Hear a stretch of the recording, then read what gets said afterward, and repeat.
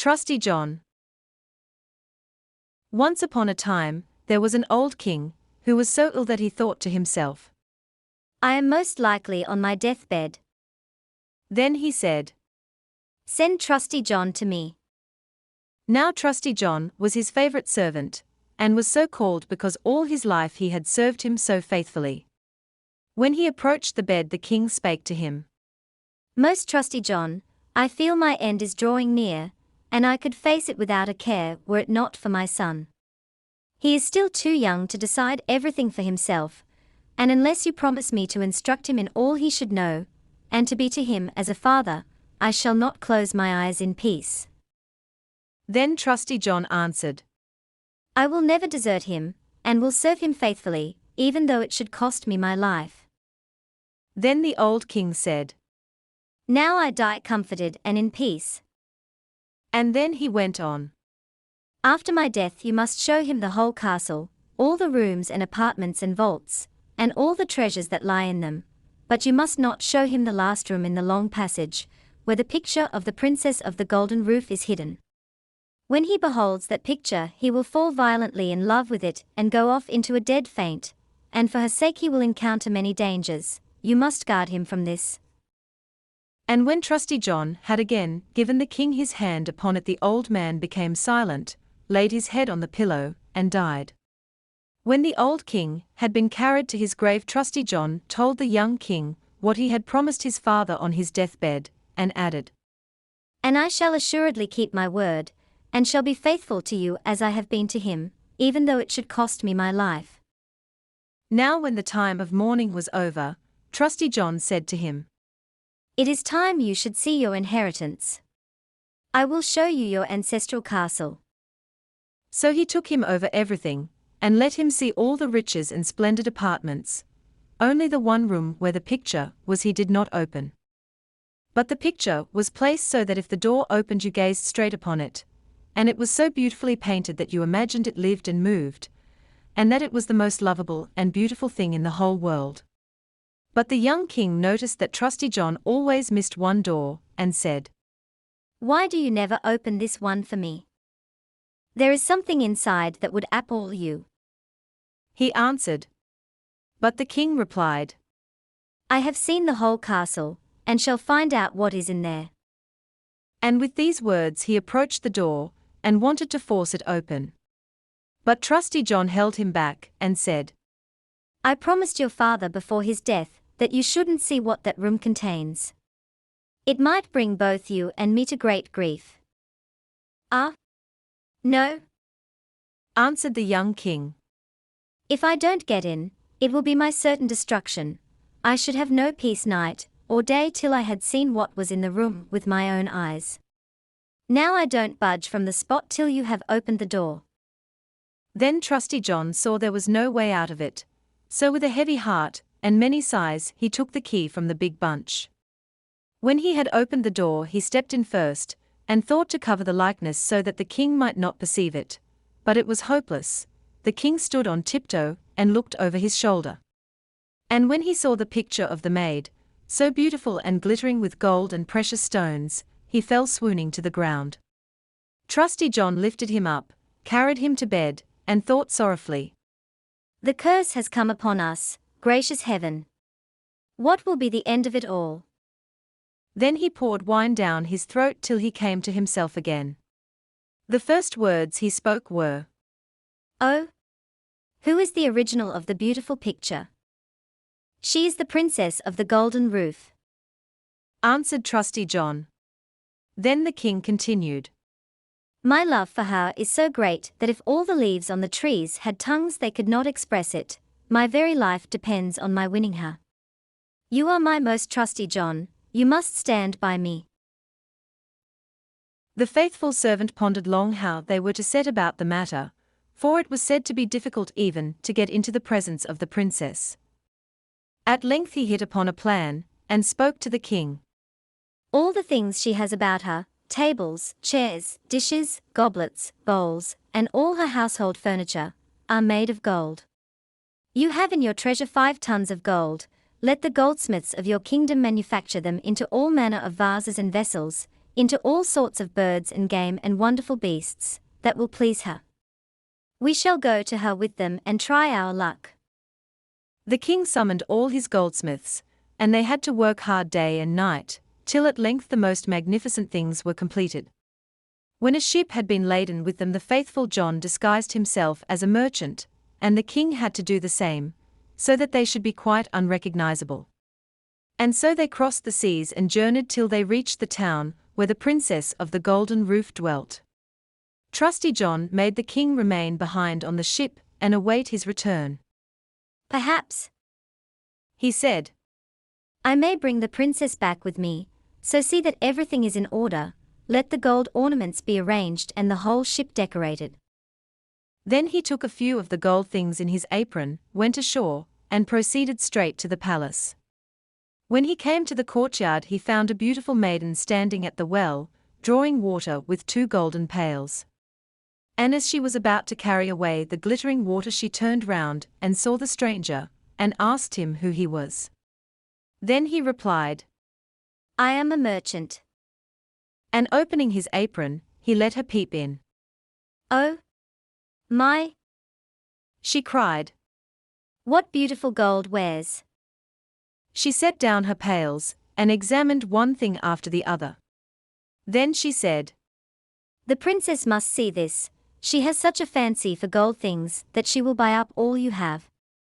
She took him by the hand and led him into the palace, for she was the lady's maid. When the princess had seen the wares, she was quite enchanted, and said, They are all so beautifully made that I shall buy everything you have. But Trusty John said, I am only the servant of a rich merchant. What I have here is nothing compared to what my master has on his ship. His merchandise is more artistic and costly than anything that has ever been made in gold before. She desired to have everything brought up to her, but he said, There is such a quantity of things that it would take many days to bring them up, and they would take up so many rooms that you would have no space for them in your house. Thus her desire and curiosity were excited to such an extent that at last she said, Take me to your ship. I shall go there myself and view your master's treasures. Then Trusty John was quite delighted, and brought her to the ship, and the king, when he beheld her, saw that she was even more beautiful than her picture, and thought every moment that his heart would burst. She stepped onto the ship, and the king led her inside. But Trusty John remained behind with the steersman, and ordered the ship to push off. Spread all sail, that we may fly on the ocean like a bird in the air. Meanwhile the king showed the princess inside all his gold wares, every single bit of it, dishes, goblets, bowls, the birds and game, and all the wonderful beasts. Many hours passed thus, and she was so happy that she did not notice that the ship was sailing away. After she had seen the last thing, she thanked the merchant and prepared to go home, but when she came to the ship's side she saw that they were on the high seas, far from land, and that the ship was speeding on its way under full canvas. Oh! She cried in terror. I am deceived, carried away and betrayed into the power of a merchant. I would rather have died. But the king seized her hand and spake. I am no merchant, but a king of as high birth as yourself, and it was my great love for you that made me carry you off by stratagem. The first time I saw your likeness I fell to the ground in a swoon. When the princess of the golden roof heard this, she was comforted, and her heart went out to him, so that she willingly consented to become his wife. Now it happened one day, while they were sailing on the high seas, that Trusty John, sitting on the forepart of the ship, fiddling away to himself, observed 3 ravens in the air flying toward him. He ceased playing, and listened to what they were saying, for he understood their language. The one croaked, Aha! So he's bringing the princess of the golden roof home. Yes, answered the second. But he's not got her yet. Yes, he has, spake the third. For she's sitting beside him on the ship. Then number 1 began again and cried, That'll not help him. When they reach the land, a chestnut horse will dash forward to greet them. The king will wish to mount it, and if he does, it will gallop away with him, and disappear into the air, and he will never see his bride again. Is there no escape for him? Asked number 2. Oh, yes, if someone else mounts quickly and shoots the horse dead with the pistol that is sticking in the holster, then the young king is saved. But who's to do that? And anyone who knows it and tells him will be turned into stone from his feet to his knees. Then spake number 2. I know more than that. Even if the horse is slain, the young king will still not keep his bride. When they enter the palace together, they will find a ready-made wedding shirt in a cupboard, which looks as though it were woven of gold and silver, but is really made of nothing but sulphur and tar.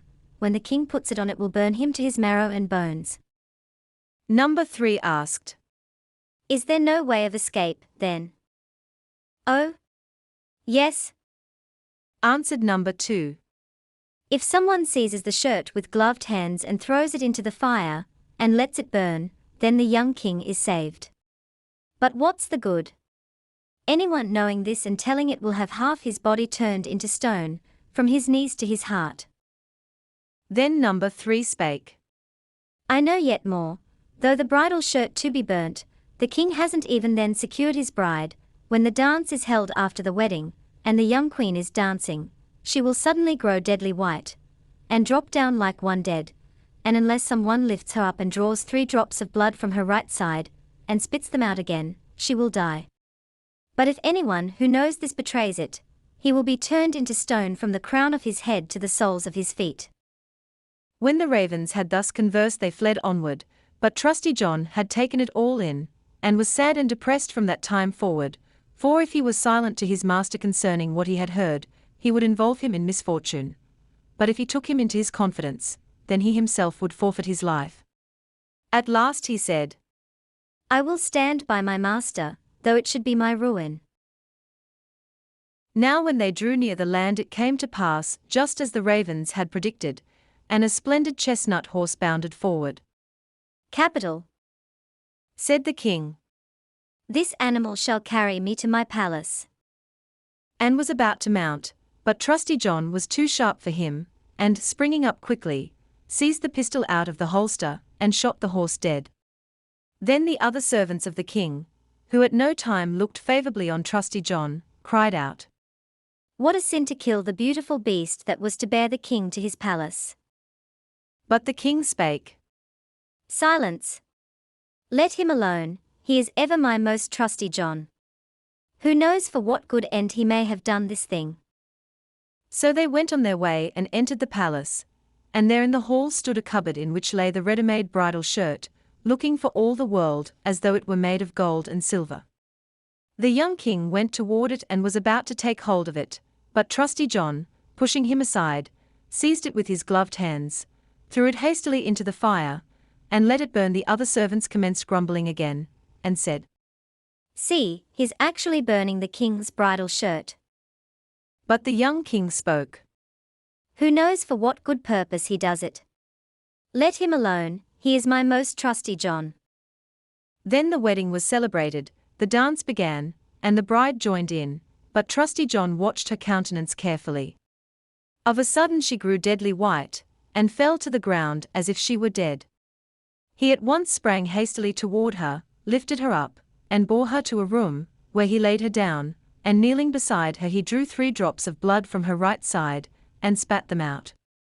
She soon breathed again and came to herself, but the young king had watched the proceeding, and not knowing why Trusty John had acted as he did, he flew into a passion, and cried, Throw him into prison. On the following morning sentence was passed on Trusty John, and he was condemned to be hanged. As he stood on the gallows he said, Every one doomed to death has the right to speak once before he dies, and I too have that privilege. Yes, said the king. it shall be granted to you. So Trusty John spoke. I am unjustly condemned, for I have always been faithful to you. And he proceeded to relate how he had heard the ravens' conversation on the sea, and how he had to do all he did in order to save his master. Then the king cried, Oh, my most trusty John, pardon. Pardon. Take him down. But as he uttered the last word, Trusty John had fallen lifeless to the ground, and was a stone. The king and queen were in despair, and the king spake. Ah! How well have I rewarded such great fidelity? And made them lift up the stone image, and place it in his bedroom near his bed. As often as he looked at it he wept and said, Oh! If I could only restore you to life, my most trusty John. After a time the queen gave birth to twins, 2 small sons, who throve and grew, and were a constant joy to her. One day when the queen was at church, and the 2 children sat and played with their father, he gazed again full of grief on the stone statue, and sighing, wailed. Oh, if I could only restore you to life, my most trusty John. Suddenly the stone began to speak, and said, Yes, you can restore me to life again, if you are prepared to sacrifice what you hold most dear. And the king cried out, All I have in the world will I give up for your sake. The stone continued, If you cut off with your own hand the heads of your 2 children, and smear me with their blood, I shall come back to life. The king was aghast when he heard that he had himself to put his children to death, but when he thought of Trusty John's fidelity, and how he had even died for him, he drew his sword, and with his own hand cut the heads off his children. And when he had smeared the stone with their blood, life came back, and Trusty John stood once more safe and sound before him. He spake to the king, Your loyalty shall be rewarded. And taking up the heads of the children, he placed them on their bodies, smeared the wounds with their blood, and in a minute they were all right again, and jumping about as if nothing had happened. Then the king was full of joy, and when he saw the queen coming, he hid Trusty John and the 2 children in a big cupboard. As she entered he said to her, Did you pray in church? Yes. She answered, But my thoughts dwelt constantly on Trusty John, and of what he has suffered for us. Then he spake, Dear wife, we can restore him to life, but the price asked is our 2 little sons, we must sacrifice them. The queen grew white and her heart sank, but she replied, We owe it to him on account of his great fidelity. Then he rejoiced that she was of the same mind as he had been, and going forward he opened the cupboard, and fetched the 2 children and Trusty John out, saying, God be praised. Trusty John is free once more, and we have our 2 small sons again. Then he related to her all that had passed, and they lived together happily ever afterward.